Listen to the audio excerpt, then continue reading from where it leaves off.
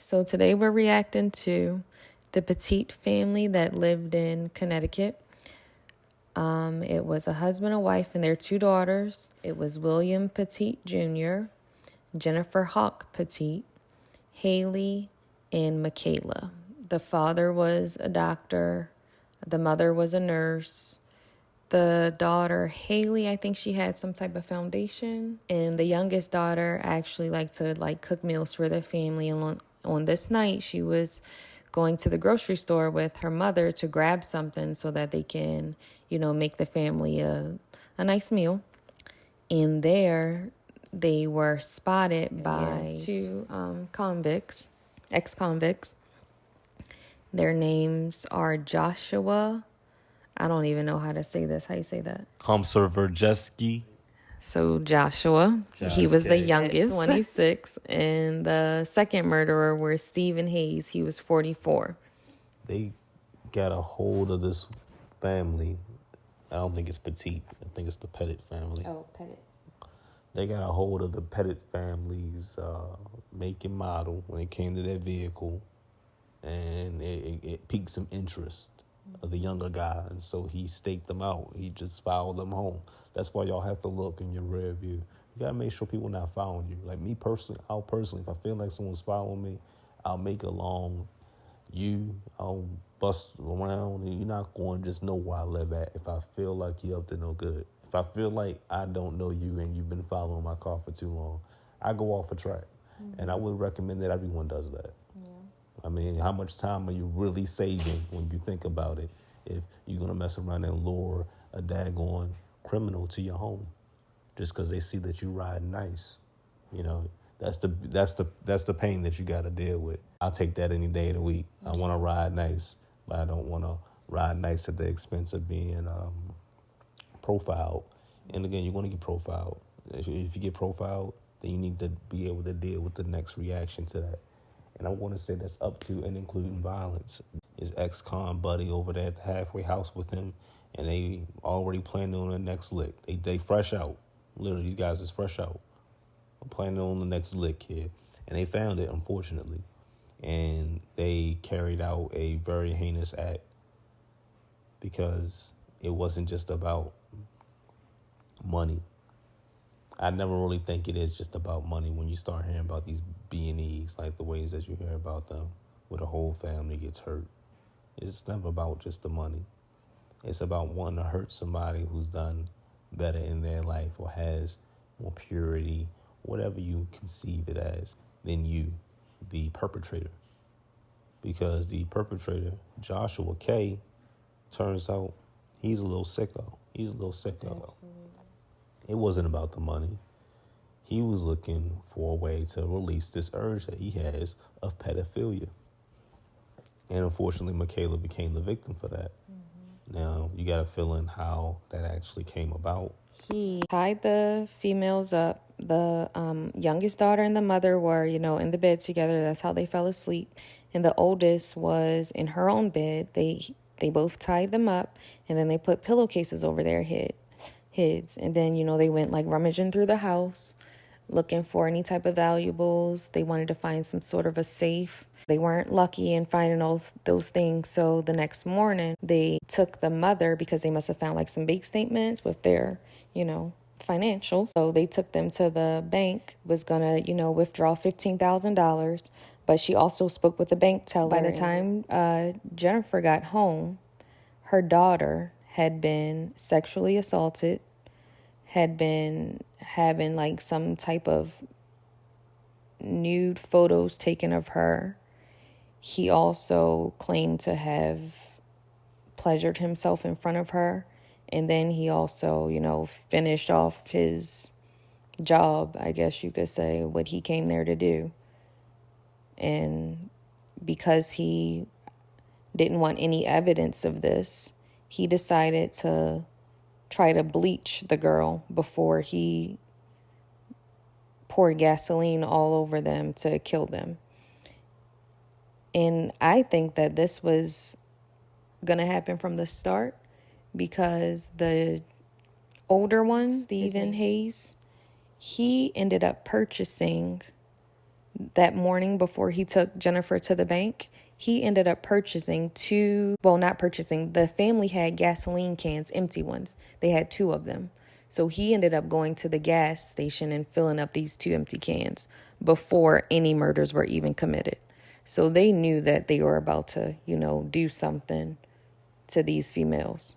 Like they went in there with this thought. They probably both was attracted to them, and that's what made them start following them and seeing what else they had to offer, kind of thing. So the dad ended up escaping, but by the time he escaped to, alert his neighbor of the situation, his family had already been in the process of dying.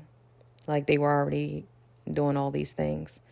So what happened was, they're not saying that, one or the other poured the gas and lit the match. So it must have been both of them doing it.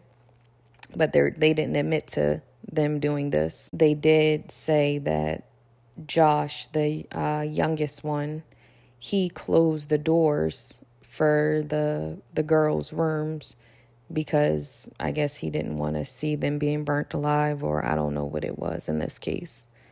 Or maybe he thought that would give them a chance. The fire wouldn't get to them just yet. I'm not very sure. The oldest one, they found her body at the top of the stairs. So she died of smoke inhalation. She was about to get out of there. Meanwhile, her little sister was still tied up in a room. The big sister that was in the same room as the little sister. No, they were in 2 separate rooms. Okay, but as soon as she got free and hit the exit, she went straight for the exit. Yes, she was found at the top of the stairs. Wow. So she didn't even try to go check the other rooms. He doesn't try to get upstairs. He goes straight outside to the neighbor. Pretty crazy that I'm not trying to speak ill of the dead here. If this was me, I'm running upstairs for my family. First steps first. Throwing these people off of my trail if I feel like I'm being watched, because I'm being cognizant of my surroundings at all times. And I think this is an issue with people who are born into privilege and, have these kind of like picturesque kind of lifestyles, as it were, that you start to lose your edge for reality. And reality can hit you at any given moment. And then it's just like, well, this is too real for me. But it's not too real for the perpetrator, This is what they do every day. These are career criminals. And you got to realize you're in a society where it's not just you and other college graduates, professionals. It's also all kinds of miscreant types. I'm just going to be honest. Steven Hayes is a career criminal. Yet they kept letting this man out. I don't get it. Why? I don't get it. Joshua, 26, career criminal. He kept getting out. They met at a halfway house. We got these crooks. We just got them free. All right. They don't have anywhere to get put up at. So, yeah, just have all these crooks living together in the house. Let's see what they get up to. You know what I mean? And we pay for that. So also, though, the dad, he was able to break free with his arms, but he said his legs were still tied up. But he was able to hop his way. You could hop your way. Okay. Or crawl his way. I mean, yeah, if you don't got no legs, you're not going to be much help to anybody. I can understand that. He didn't know that the authorities have been called already. He didn't know about the police because he was in the basement. Well, I mean, I do give him the, Yeah, I got to, kind of, sort of. But again, yeah, he's not dead. So, yeah, I got to kind of, sort of. But at the same time, you got your house. Your doors are unlocked. Yeah, I'm about to say, you could at least lock the doors. Like, you fell asleep right there in the chair. Lock the door before you fall asleep. Come on, your doors are unlocked. Your alarm system's not on. You don't have any guns, clearly. It's just a bad look. It's a bad look. And, I mean, a lot of people paid the ultimate price because of that. I'm not going to say it's all on you. No, it's all on these guys who did this. Right, definitely. But the defense of your family, that is where it's all on you. That is where it's all on you. You should have had some guns, and you should have talked to the women in your family about things like this, about being cognizant of who's around them. Not to say you can prevent every single thing. I'm not saying that you can prevent every single thing on God's green earth, you personally. No. there's a situation with this guy, Hitman Holla. This guy that's on Wild and Out, basically. His wife was in the house. He's FaceTiming his wife as people are breaking into the house. They were having a conversation. He told her, get your gun. Step one, ding, ding, ding. Get your gun. He was trying to look around the security. He's got security cameras, so he started looking throughout the perimeters to see where the people could be at. And he kind of isolated that they was in the only blind spot that was in the house. They must be coming from that direction. And so once they were supposed to be coming up to the, they were ransacking the house basically downstairs. Once they were supposed to be approaching her room, he's basically coaching her through it, had a gun, just shoot through the door basically. Unfortunately, rather, they actually did get into a shootout. And one of them actually did shoot her. She got shot, but it was non-fatal. Like, she got a non-fatal shot. But she had a stand. She got to take a stand because they knew she had weapons, for one. Because they actually took one of his guns while they were ransacking the house. That's what's messed up. That's why y'all can't keep y'all clips too close to your guns if you don't personally have visibility on that particular gun, or you can't get to that gun very quickly yourself, because that will happen. If it's a unattended gun of yours, that will happen. That will happen. So, yeah, they did get access to one of his guns, but fortunately they got to have a shootout. They got to have a battle, and she got to battle for her life and win, because she's still alive now. But a lot of key factors were part of that, and I think a lot of that was the training and instructions she received, as well as having the home somewhat fortified.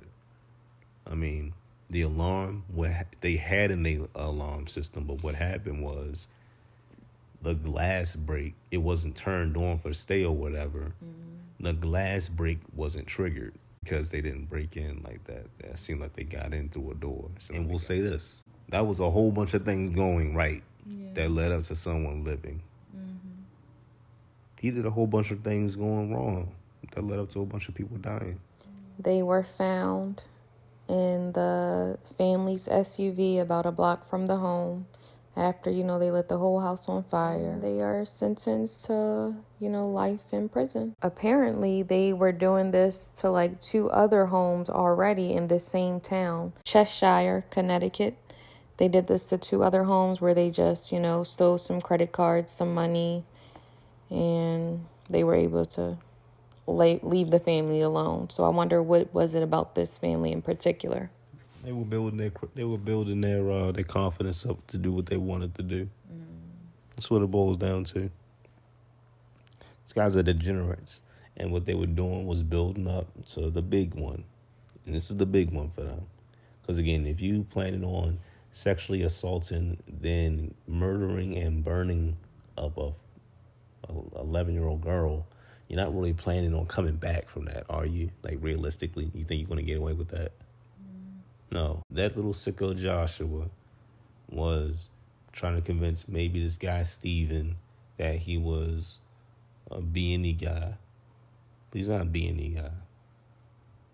He's a rapist.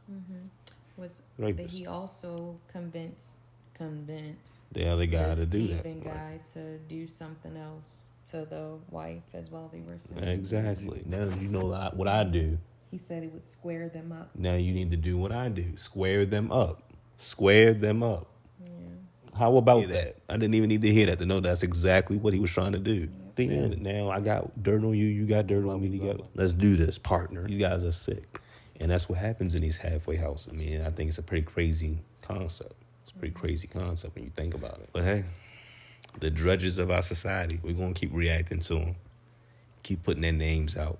Again, Steven Hayes, Joshua, we can't say your last name. Not like you want some Lord Voldemort, he who shall not be named type stuff. But we just can't say your name, man. Your name is hard. But you sicko, I'll get into the comments if you want us to do a reaction on. We'll do that. Any closing notes? Yeah, we already said they were sentenced to life, in prison. But it says here, sexual assault, murder, kidnapping, and arson.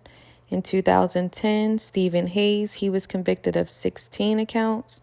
and received the death penalty sentence.